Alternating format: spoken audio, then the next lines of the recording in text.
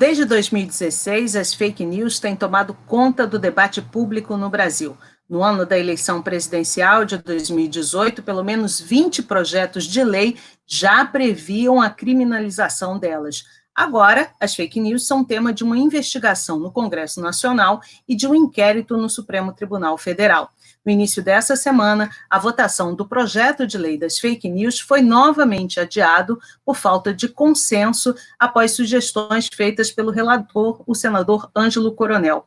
O projeto é de autoria do senador Alessandro Vieira e dos deputados Tabata Amaral e Felipe Rigoni. A gente conversa agora sobre notícias falsas e polarização política com Pablo Hortelado, que é professor do curso de Gestão de Políticas Públicas da USP e coordenador do grupo de pesquisa em políticas públicas para o acesso à informação. Obrigada por aceitar o nosso convite, professor. Eu queria começar perguntando, na sua avaliação, quais são os pontos positivos e negativos desse projeto que está em discussão atualmente no Congresso? É difícil dar uma avaliação sobre o projeto, porque, na verdade, tem muitas propostas sobre a mesa, né? Essa iniciativa começou com um projeto de lei conjunto feito pelos deputados Tabata Amaral, Felipe Rigoni e o senador Alessandro. Eles fizeram um projeto em comum que começou uma tramitação dupla, né, no Senado e na Câmara dos Deputados. No Senado avançou mais, ele foi incorporando uma série de modificações, até o momento ele tem 4 versões diferentes, né, cada versão vai incorporando mais debates, o input da sociedade civil, academia, organizações de direitos humanos, das próprias plataformas que são alvo da regulação. E quando ele estava para ser votado, o relator apresentou um texto, na verdade um pré-texto, uma minuta, né, que é o Ângelo Coronel, uma minuta muito diferente, que não tinha sido discutida com ninguém, é um texto com muitos problemas, né, e aí a tramitação foi interrompida, e nesse momento tem muitas propostas sobre a mesa, né, então outros senadores fizeram propostas, e o panorama está um pouco confuso, é difícil dizer o que vai tramitar, de qual texto a gente está falando. Uhum. Mas dentre essas ideias que surgiram, porque fala-se muito na questão de defender a transparência, ou atuar sobre a questão dos robôs, ou mesmo em definir o que são fake news. Então, assim, na verdade, dentro desse assunto, eu acho que a gente vai entrar um pouco mais nisso para entender um pouco a complexidade de pensar sobre ele, né? Mas o que o senhor acha que a gente deve trabalhar mais em cima de responsabilização de pessoas ou das plataformas? Por exemplo. Eu posso falar então sobre o texto do Alessandro, né, esse aí que teve 4 versões, que eu acho que é o processo mais maduro, que sofreu mais críticas e elas foram sendo incorporadas, né. Perfeito. Esse projeto, ele tinha um eixo importante ali, que era, talvez o mais proeminente, que é de transparência, né, ele dava transparência a 2 coisas, ele dava transparência, fazer esses relatórios que as empresas já fazem, na qual elas contam quantas contas elas derrubaram, quantos conteúdos foram retirados, quantas ordens judiciais elas receberam, um pouco de transparência na moderação, sobretudo moderação de conteúdo. Esse projeto sistematizava, obrigava todas as plataformas a terem isso, a entregarem com a mesma periodicidade e darem números muito mais amplos do que elas dão, né? Então, incluía, por exemplo, a base de usuários ativos, o número de contas que foram derrubadas porque foram considerados robôs ou inautênticas, o número de conteúdos que foi monitorado, quantas vezes as pessoas recorreram a essa moderação de conteúdos. Então, tinha um eixo desse que é de obrigar essa transparência que já existe para ela ficar mais robusta, ser periódica e ser padronizada entre todas as plataformas. Acho que esse é o eixo menos controverso, creio que todo mundo tem acordo com relação a isso. Esse projeto também dava transparência no impulsionamento de conteúdos, né? Hoje, quando a maior parte das plataformas, você pode impulsionar conteúdo. Então, você paga e você impulsiona para uma população em geral ou para demografias específicas, né? Então, aquele conteúdo que seria mostrado para 1.000 pessoas, ele passa a ser mostrado para 10 mil, 100 mil, 1 milhão de pessoas. Hoje você faz isso, normalmente a maior parte das plataformas, ela discrimina, fala conteúdo impulsionado, você sabe que ele foi, mas você não sabe se ele foi impulsionado por quem, para qual demografia, né, e com quais as fontes do recurso.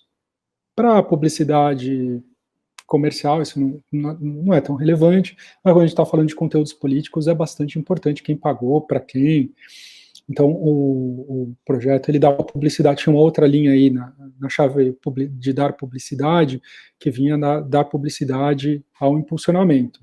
O debate amadureceu, se decidiu, pelo menos por hora, não entrar nisso, que dizia a respeito a tentar definir o que era desinformação e o papel das agências de verificação, agências de checagem. Uhum. Isso. Houve muita controvérsia, o tema é delicado, não há consenso na literatura acadêmica sobre como definir desinformação. A União Europeia, que é o órgão regulatório assim, mais sério, ela está há anos estudando o tema, ela ainda não chegou numa proposta definitiva. Então, a proposta que estava no projeto original, sofreu muitas críticas, foi reformulada, mesmo com as críticas terminou, e eu acredito que se formou uma espécie de consenso de que não é hora de fazer isso numa tramitação tão acelerada como o que está acontecendo hoje em dia, nesses tempos de pandemia, né, que está tudo muito rápido. Um projeto entra e ele é aprovado em menos de um mês. E aí, eu acho que são esses. Tem uma parte sobre regulação do WhatsApp, né, que em tese não é mídia social, mas o WhatsApp tem um comportamento duplo, né? Ele, por um lado, é mensageria privada, comunicação um a um, mas ele tem mecanismos de difusão de massa, né? Que são conversas em grupos, listas de transmissão e outros. Não é só o WhatsApp, né? Telegram, o próprio Messenger do Facebook, né? Aplicativos desse gênero. Então, ele tenta regular esse comportamento de massa dos aplicativos de mensagens. E que mais? É isso. E ele meio determinava, uma das versões determinava que as empresas combatessem robôs e comportamento inautêntico. Eu creio que isso é tudo que tem no projeto. Perfeito. Agora, um autor alemão do século XVII, Tobias Peusser, já falava de notícias falsas nas primeiras publicações noticiosas. Me parece que o termo fake news, como a gente usa hoje, ele, na verdade, data um pouco ali de 2016, das eleições americanas, quando até a palavra pós-verdade entra no dicionário Oxford, né, como uma palavra de projeção. Eu queria que o senhor fizesse, quer dizer, o senhor falou que não tem muito consenso, mas, assim, o senhor poderia trazer, assim, uma diferenciação do que é o que a gente chama de fake news e desinformação? A gente tem como trazer alguma conceituação mínima para isso? Tem. Em geral, né, os pesquisadores que estão trabalhando com isso, a gente foge como o diabo da cruz desse termo, porque ele foi muito contaminado politicamente desde o começo, né? Muitas vezes, né, a academia, ela conceitua um tema, ele amadurece no meio acadêmico e depois o sistema político, o jornalismo puxa, né, da academia e vulgariza o termo, né? Nesse caso foi bem o contrário, né? Um termo que ele nasceu da cobertura jornalística e do debate político nas eleições presidenciais americanas de 2016, e ele nasceu para se referir a uns blogs noticiosos que difundiam boatos sobre a candidatura da Hillary Clinton. Né? E para se referir a esse fenômeno, eles não eram blogs de opinião, eles eram blogs noticiosos, né? Então ele tinha forma de notícia, tinha manchete noticiosa, tinha um lead, tinha aspas, tinha abre, tinha todo o formato jornalístico, né, de matéria noticiosa, mas ela não tinha o procedimento jornalístico por trás. Era uma matéria que não passou por apuração jornalística, na verdade era um boato, né, sem nenhum tipo de verificação. E para se referir a esse fenômeno de blogs que estavam fazendo matérias pseudo-noticiosas, se deu o nome de sites de notícias falsas. Mas logo o Donald Trump pegou o termo e começou a aplicar para a cobertura dos órgãos de imprensa que ele achava que eram injustas, impróprias, né? E ele começou a chamar a CNN, a Washington Post, o New York Times, de fake news, e o termo ele ficou muito carregado politicamente desde o começo. Mas como o termo pegou e havia um fenômeno novo, né, esses blogs noticiosos eles se difundiram, à esquerda e à direita, né, nos dois lados do espectro, muitos acadêmicos tentaram conceituar isso, e é um termo difícil de conceituar, sobretudo de uma maneira operacional para a gente que faz pesquisa pesquisa, né, empírica, né? Você tem que ter um termo não só que ele conceitue, mas que eu consiga operacionalizar na hora de colher dados, de fazer análises empíricas, né? Ele é bem difícil, porque normalmente você diz, né, é uma notícia, acho que uma definição mais consensual seria de que ele é um texto que tem, né, a forma noticiosa, mas não tem os procedimentos, né, e que a gente pode verificar que ele é falso do ponto de vista factual, fazendo, por exemplo, uma apuração jornalística em paralelo, e que ele é feito com dolo, ou seja, ele não é um erro de apuração, não é a reportagem jornalística que errou na apuração, ela é feita para enganar, ela é maliciosa. Essa definição, ela parece razoável para explicar o fenômeno que está acontecendo. Acontece que a gente não tem acesso à intenção dos agentes. A gente está sempre supondo que ela é maliciosa, né?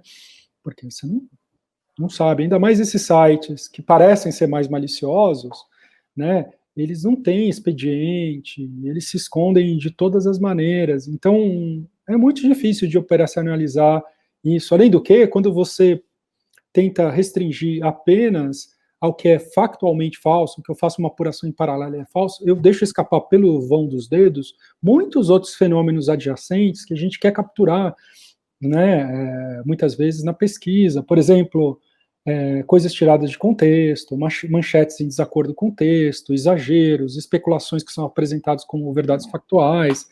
Então, você tem uma gama de procedimentos, né, e normalmente para se referir a isso, a gente tem usado o termo desinformação, né, que a gente não está especificamente dizendo que ela é factualmente falsa, mas ela é uma campanha para enganar, para jogar névoa, mas mesmo esse termo, ele é difícil de operacionalizar, difícil de conceituar e difícil de operacionalizar, porque, por exemplo, na lei que a gente está discutindo, não basta ser uma definição conceitualmente precisa, ela tem que funcionar na lei, ela tem que pegar uns e, né, as pessoas maliciosas tem que não pegar o cara que está numa redação, fez uma apuração e, por algum motivo, ali, um erro de procedimento, ele errou na apuração jornalística e ela é factualmente falsa, mas ela é lícita, foi um erro de apuração, como acontece em qualquer profissão.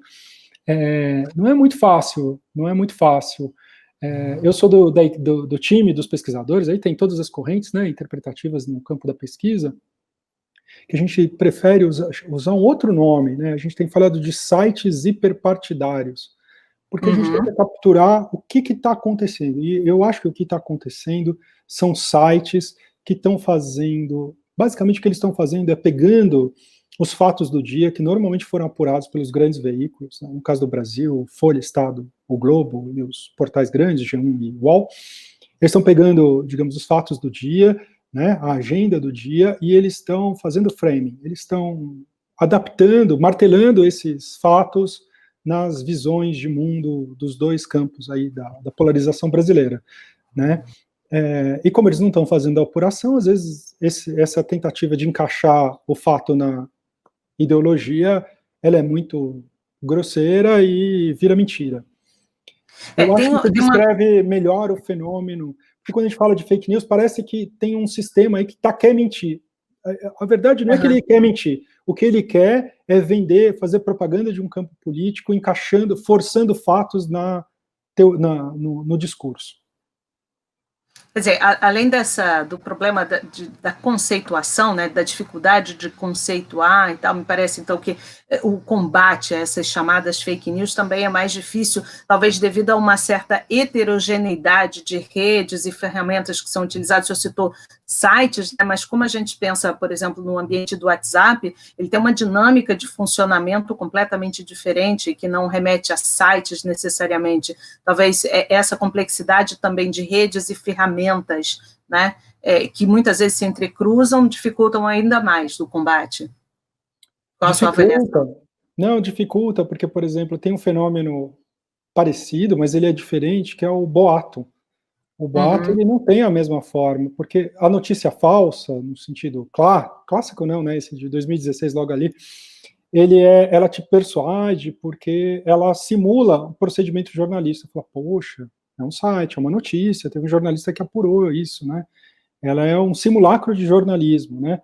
O boato não é simulacro de jornalismo, né? Normalmente ela tem a forma do testemunho, né? Ela tem um formato assim: minha prima trabalha na Polícia Federal e ela escutou, esteve num jantar aqui em casa e ela escutou que está em curso uma operação contra o ex-presidente fulano de tal. Então você vê, ela é uma verdade que estava oculta do público, eu tenho testemunho, e a força do testemunho que teve acesso a essa verdade escondida é que te persuade. É uma forma bem diferente, né, da forma notícia falsa.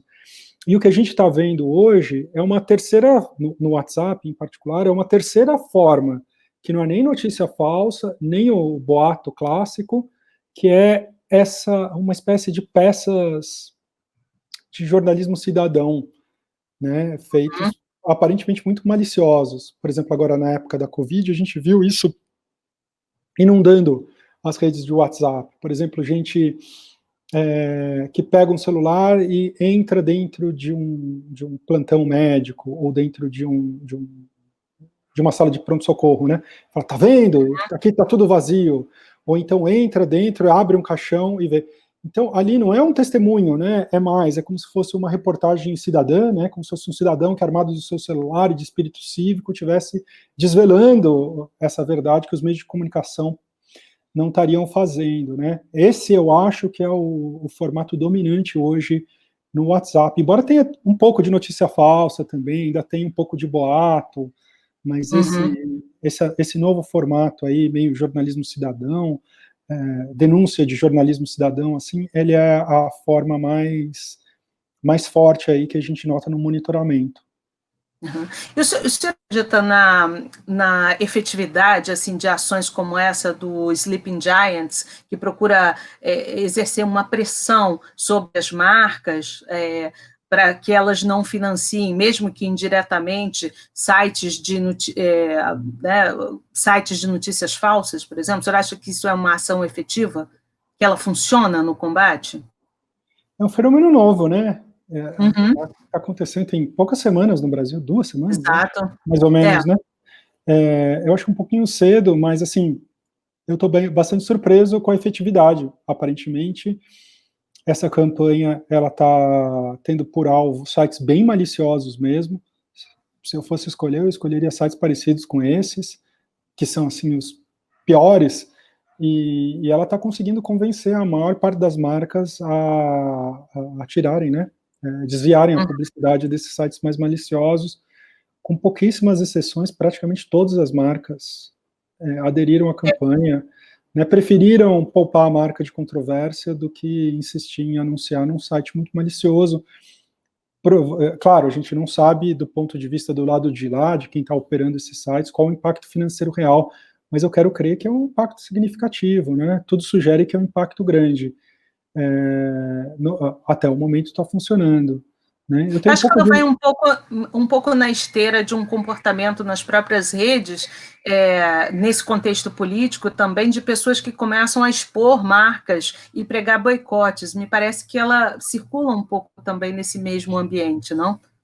É a mesma estratégia, né? As marcas, elas são, com algumas exceções, né, elas são avessas à controvérsia, né? Porque a sociedade brasileira está muito dividida, se você se queima com um pedaço, se você adere a um pedaço do público, você se queima com outro, né? A não ser que o dono esteja muito engajado numa campanha política, ele esteja disposto a pagar o preço, é o caso da Van, talvez em menor medida a Smart Fit, né, cujos donos se envolveram muito em campanhas políticas. Tirando isso, a maior parte das marcas prefere preservar, atuar no mercado integral, né, do que explorar só o mercado. Exatamente. Só um pedaço de mercado. Agora, por que a mentira, nos parece assim que a mentira circula com muito mais facilidade nas redes do que a verdade? Por que é mais fácil mentir do que dizer a verdade? Ou acreditar na verdade? Então, é um pouco aquilo que eu estava chamando a atenção, né? Eu dizia que eu sou do grupo, né? Tem muitos pesquisadores que estão nessa linha, um grupo de pesquisadores que gosta de falar que a natureza do problema são os sites hiperpartidários, né? Falando especificamente de sites, né? Que são esses sites que estão martelando fatos nas narrativas, fazendo os fatos se adequarem às narrativas, e quando eles não se adequam, dane-se os fatos. Que vale, a narrativa vai sem os fatos mesmo. E como é que se difunde isso, né? A gente tem um público que está muito polarizado, ele está muito exaltado, e a estrutura das mídias sociais, ela premia conteúdo inflamatório. Basicamente, a gente tem um monte de pesquisa empírica mostrando que quanto mais um conteúdo desperta no leitor, no receptor, sentimentos de indignação, sentimentos fortes, mas sobretudo indignação política, outros sentimentos em menor medida, mas o maior deles é a indignação, mais ele aperta o botão de compartilhar. Então, conteúdos que são reflexivos, que são frios, que são meramente informativos, eles não trafegam, eles não se difundem na rede. Então, a arquitetura da rede, ela realmente premia conteúdo inflamatório. E esse sistema de produção hiperpartidário, ele está explorando essa vulnerabilidade das pessoas que estão muito engajadas politicamente, elas recebem conteúdo inflamatório e, sem pensar, apertam o botão de compartilhar. Por que a mentira, né, respondendo a tua pergunta, por que a mentira trafega mais? Porque a mentira é narrativa pura. Basicamente, ela se encaixa no sentimento das pessoas, ela confirma expectativa, ela navega no viés de confirmação. O viés de confirmação é essa disposição psicológica que a gente tem de rejeitar informação que contradiga as nossas convicções e aceitar acriticamente tudo que confirma aquilo que a gente já tem. Como é uma narrativa que confirma essas nossas paixões políticas, ela passa por qualquer filtro crítico, a pessoa aperta o botão, ela se dissemina muito rapidamente. Eu acredito que a melhor explicação, porque esse fato já foi constatado empiricamente em 2 estudos grandes, né, a mentira trafega mais do que a verdade, ela se deve, ao meu ver, a melhor explicação que existe sobre a mesa é que ela se deve ao fato que não é qualquer mentira, é a mentira que casa com a crença das pessoas, porque como ela casa com a crença das pessoas, as pessoas estão muito inflamadas, elas apertam um botão e passam adiante, e a mentira se dissemina muito rapidamente. Uhum. Agora, o senhor já afirmou que as fake news são uma espécie de um efeito colateral do processo de polarização. O que são, afinal de contas, as chamadas guerras culturais e como elas levaram a esse processo de polarização da sociedade? Então, polarização é o nome técnico que se dá aí nas ciências sociais, a divisão do espaço público em 2 polos. Né? Normalmente você captura isso de 2 formas, né? Você faz pesquisa de opinião e você termina vendo, quando você monta uma escala, né, com várias perguntas ou com itens graduados, as opiniões elas começam a se concentrar em dois polos, né? E as posições intermediárias, ou às vezes até as mais extremas, enfim, elas terminam se concentrando em 2 pontos. Esse é um índice de polarização. O outro é que as posições começam a se alinhar, né? Elas começam a uma correlacionar com a outra. Por exemplo, no caso brasileiro, pessoas que têm um sentimento anticorrupção muito forte, elas começam a rejeitar o feminismo. E esses 2 fenômenos aparentemente díspares, eles começam a se conectar, gerando alinhamento dos campos, né? Então, tem um campo que é antipetista, antifeminista, anticorrupção, e o outro que gosta da esquerda, não acha que a corrupção não é o maior problema do Brasil, é um problema sistêmico, e assim por diante, defende direitos sociais. Então a gente começa a ter um alinhamento de posições e tudo que o debate público, que ganha proeminência no debate público, ele é capturado por essa dinâmica bipartite, né, gerando impossibilidade de posições intermediárias. Quando isso acontece, né, a gente tem basicamente 2 posições, as posições independentes elas ficam soltas, desorganizadas, elas não conseguem ser ouvidas, porque os 2 campos estão muito organizados e tem muitas vozes repetindo o mesmo tipo de mensagem, e é esse exército de pessoas bastante engajadas em 2 posições que são os vetores de transmissão das notícias falsas, né?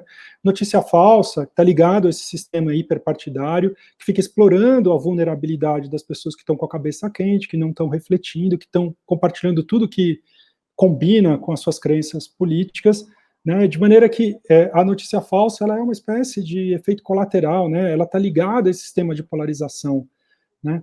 a gente muitas vezes acha que notícia falsa, desinformação, é causada por esses atores maliciosos que estão atrás das telas, né, atrás dos panos, né, mas, na verdade, quem também é corresponsável por isso somos nós, porque somos nós, o público, que apertamos o botão de compartilhar e fazemos com que a mensagem trafegue na rede. Então, sem um público polarizado, a notícia falsa não dissemina. Quem a faz disseminar somos todos nós, que estamos com a cabeça quente, estamos politicamente indignados com o campo adversário, e tudo que nos vem a gente passa adiante para afirmar nossa identidade política ou para atacar a posição do adversário. Uhum. E como é que essas chamadas guerras culturais, então, se inserem dentro desse processo de polarização? Então, a polarização, ela é É um conceito que não surgiu aqui, né, que surgiu nos Estados Unidos.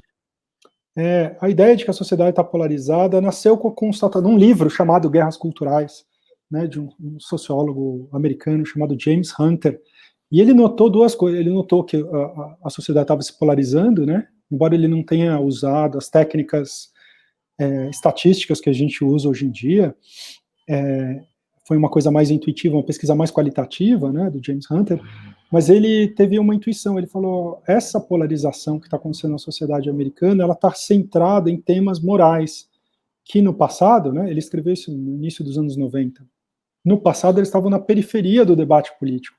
Nós estamos falando de aborto, posse de armas, legalização de drogas, casamento gay, esse tipo de tema, ensino de conteúdo que desrespeita convicções religiosas dos pais, todos esses temas, tradicionalmente, eles não são novos, né, mas eles estavam muito na periferia do debate político, né, e eles estavam passando a entrar no centro do debate político, e parecia até que eles estavam caminhando para se tornar, como acho até que eles já são hoje, os elementos que distinguem o campo político em dois polos, né, transformando o debate político num conflito de visões de mundo, né, seguindo aí o James Hunter. Ele dizia uma visão de mundo conservadora e uma visão de mundo progressista. Então, a gente chama de guerras culturais, né, é um termo emprestado do alemão, das guerras culturais que aconteceram na Prússia, no século XIX, né, que opuseram o Estado à Igreja, em vários temas, mas sobretudo com relação ao papel da religião no ensino. E por analogia, o Hunter tomou emprestado o termo guerras culturais para descrever esse conflito nos Estados Unidos, que se espalhou pelo mundo, aí pelos anos 2000, mas sobretudo 2010, quando a gente viu que esses temas, eles começaram a organizar o debate público brasileiro. Se a gente pega, por exemplo, a campanha do presidente Jair Bolsonaro, ela foi praticamente só sobre temas morais. A gente estudou bastante, fez uma pesquisa aí sobre a campanha do primeiro turno, ela praticamente só foi críticas ao sistema político, sobretudo na chave corrupção, de um lado, e ataques ao feminismo e ao movimento LGBT. Então, todo o resto, que seriam os temas tradicionais da política, política econômica, política social, tal, era marginal. Houve uma espécie de inversão mesmo da centralidade dos temas, né? E o que se discute, tem um monte de pesquisa tentando medir isso, qual o papel das guerras sociais na polarização. E tudo indica que as guerras culturais, elas são altamente polarizantes, justamente porque elas tratam de temas morais, né?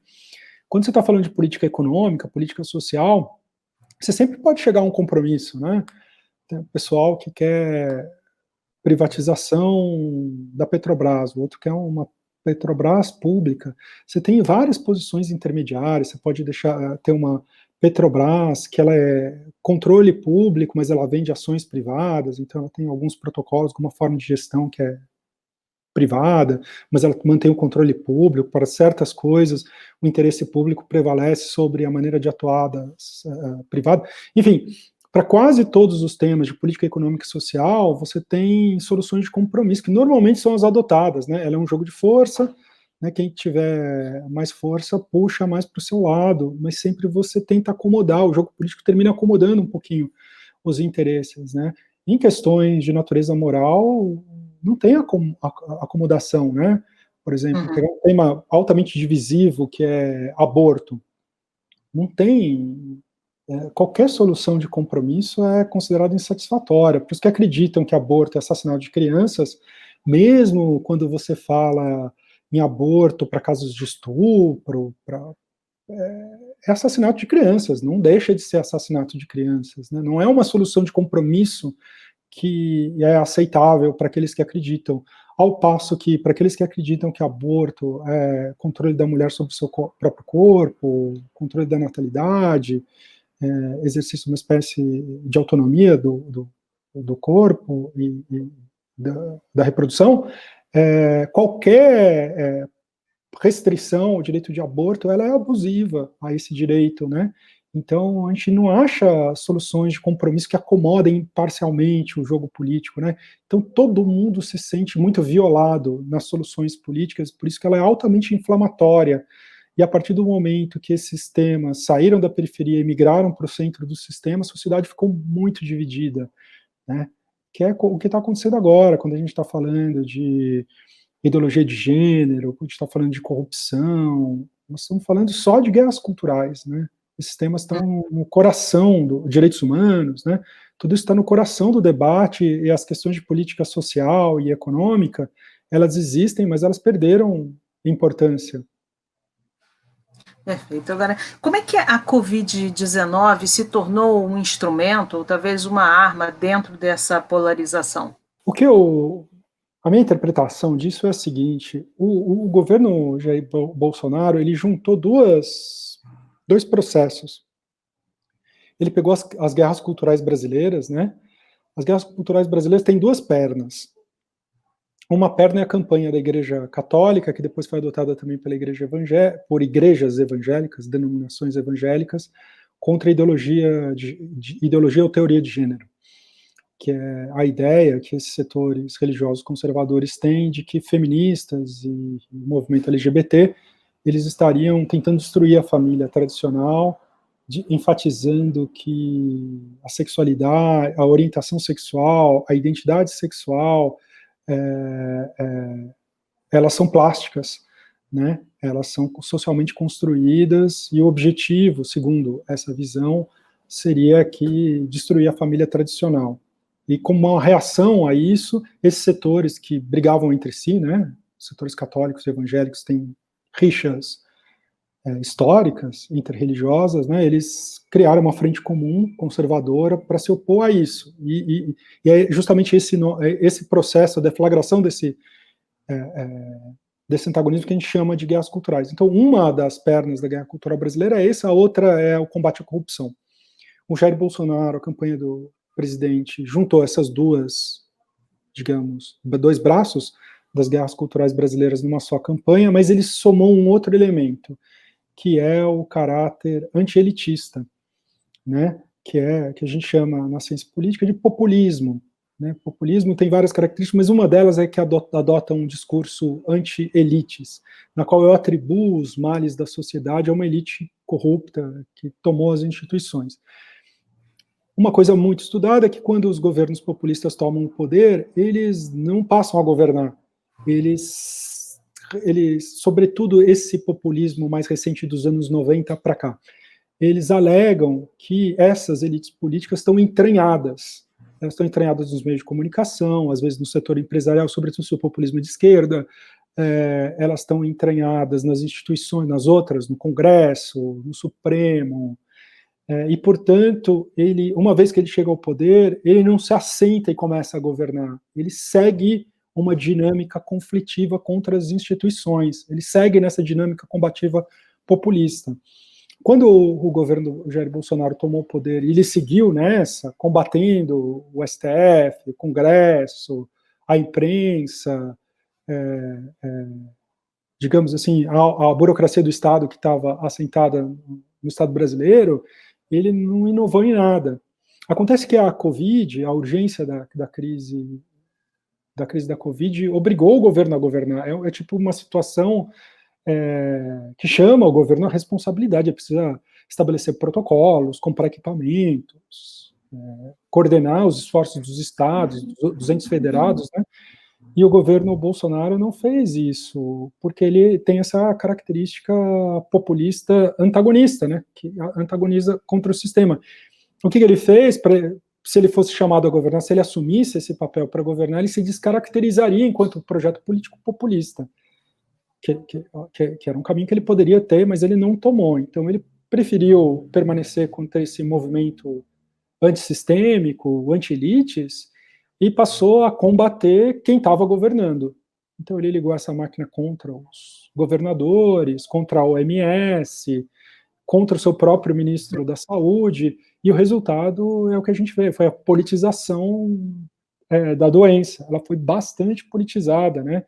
Então se gerou essa máquina de desinformação, notícias falsas, dos sites hiperpartidários, dos canais hiperpartidários de YouTube e dos grupos hiperpartidários de WhatsApp. Eles ligaram essa máquina de propaganda, enfatizando que o vírus não mata, que os caixões estavam sendo enterrados com pedras, que as covas estavam vazias, que os hospitais estavam vazios, que as UTIs estavam vazias, que os governadores estavam fraudando os números, que a OMS estava a serviço da China, que a China inventou, fez todo um alarde para se beneficiar economicamente, que está todo mundo caindo no conto da China. Então tem toda uma construção feita que ela está apoiada nessas peças de desinformação que estão circulando em diversas formas, na forma de boato, na forma de notícia falsa, e na forma dessas peças de propaganda aí de jornalismo cidadão,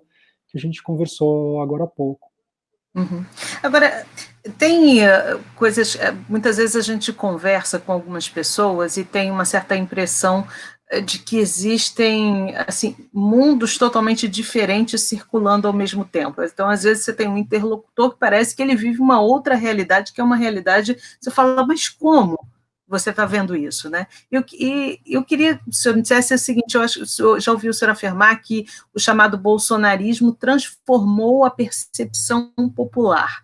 De que forma isso ocorreu? Quer dizer, algumas coisas a gente já encaminhou aqui, mas como conseguiu transformar essa percepção popular? Eu acho que tem uma teoria que ganhou bastante, está sendo bastante discutida, de um pessoal de Harvard, escreveram uns livros, e eles escrevem de uma maneira muito interessante. Eles dizem o seguinte: sistema de comunicação, ele tem 3 partes, né, de comunicação. O jornalismo cumpre 2 funções, 3 partes não, cumpre 2 funções. Uma é a apuração jornalística, e a apuração jornalística é determinação do fato.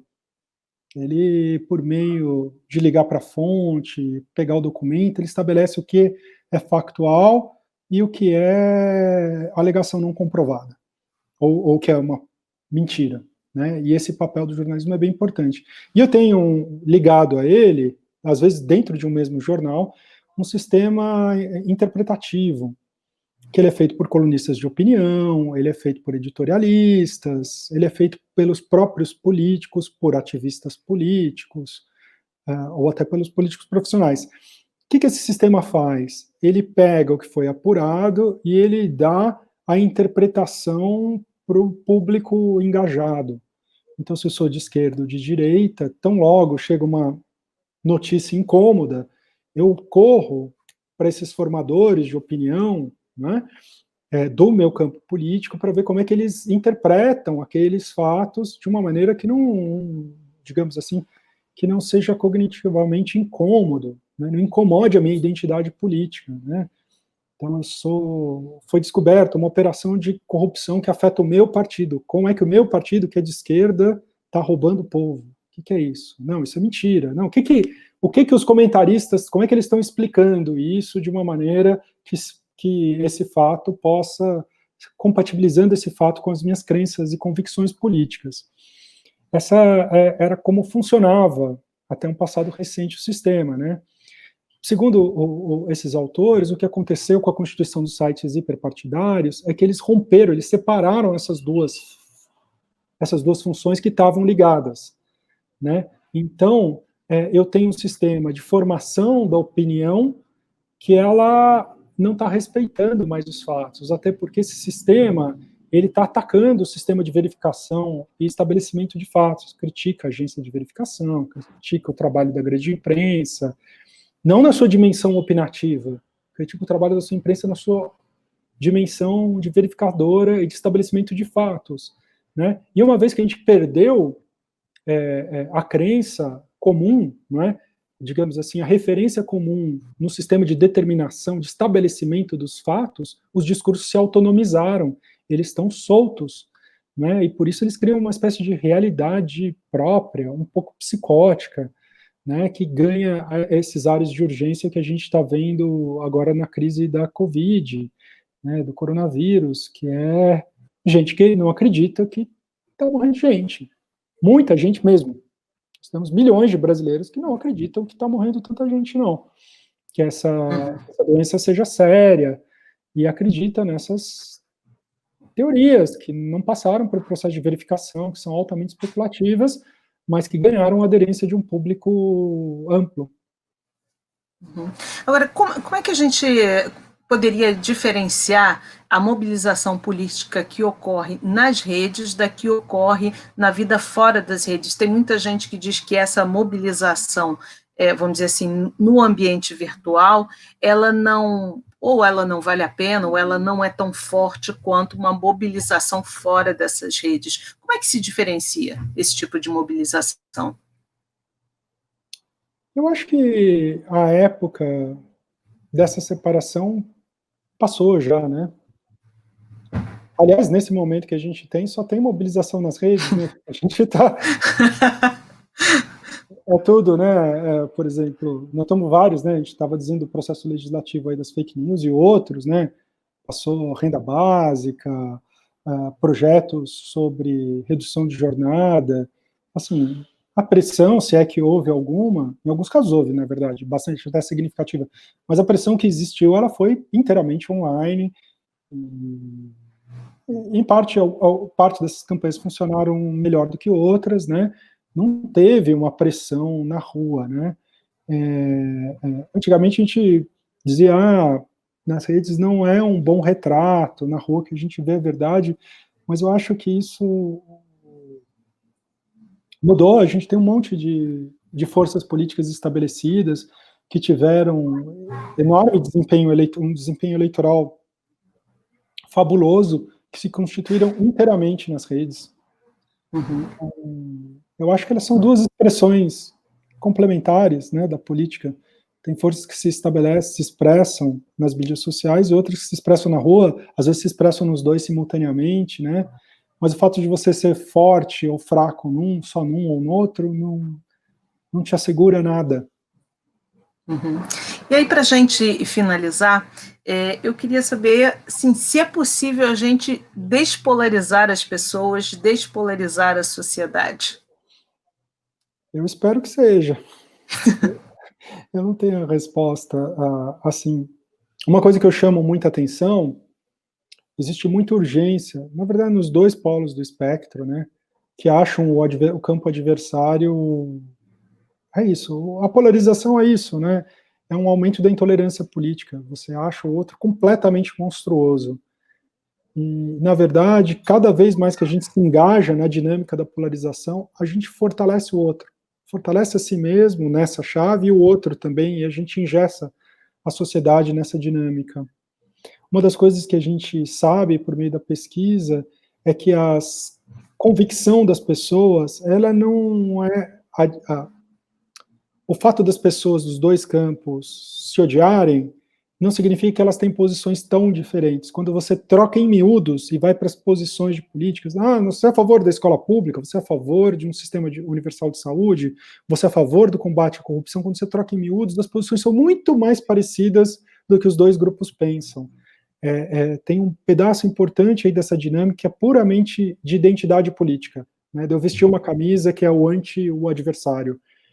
Então, enquanto a gente não escapar dessa dinâmica, que não significa escapar do antagonismo político. O antagonismo político constitui a política, ele... Faz parte do processo. Faz parte do processo. Mas a polarização não é antagonismo, é um antagonismo estruturado dessa forma, que gera alinhamento, gera falta de reflexão, gera intolerância política. polarização é um fenômeno particular que a gente está vivendo no Brasil de 2014 para cá apenas, né? Antes tinha antagonismo político e ele não era polarizador. A polarização é um negócio que torna o convívio na sociedade muito difícil, e a gente precisa aprender a escapar dele, encontrar uma maneira de escapar, esfriar a cabeça, escapar dessa armadilha em que a gente foi colocado enquanto sociedade. Não apenas é possível, como a gente já viveu numa sociedade não polarizada. Muitíssimo obrigada, professor. Foi ótima entrevista. Imagina, foi um prazer, cara.